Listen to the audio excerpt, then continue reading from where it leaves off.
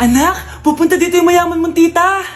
Bibigyan niya ako ng pera, Nay? Oo, anak, kaya maganda ka na. Sige po, Nay. Yes, magkakapera na ako. A few moments later. Hi, Mare. Uy, Mare, pasok ka. Hello po, tita. Ang laki na ng anak mo, Mare. Wow, tita, ang ganda mo at ang sexy mo pa. Talaga?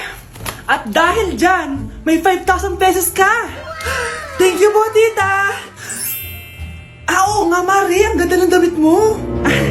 Gusto mo din ng pera? Oh, ang ganda din ng buhok mo, Mare. Ito pa. Ang bango-bango mo din, Mare. Ito pa.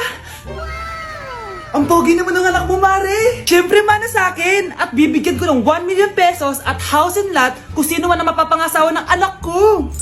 Talaga ba, Mare? Anak, halika nga dito. Narinig mo ba yan, anak? Tsuhain mo ning anak niya. Ang magkasabi ka naman dito. Sige po, Nay.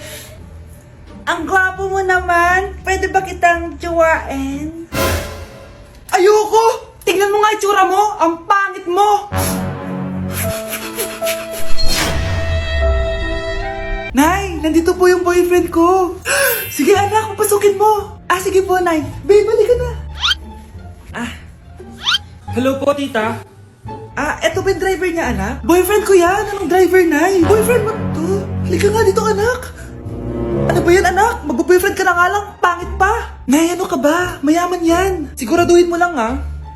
Ikaw pala yung boyfriend ng anak ko? Opo, tita. Malaki ba bahay mo? Wala po akong malaking bahay. Ganun ba? Ayaw kita sa anak ko.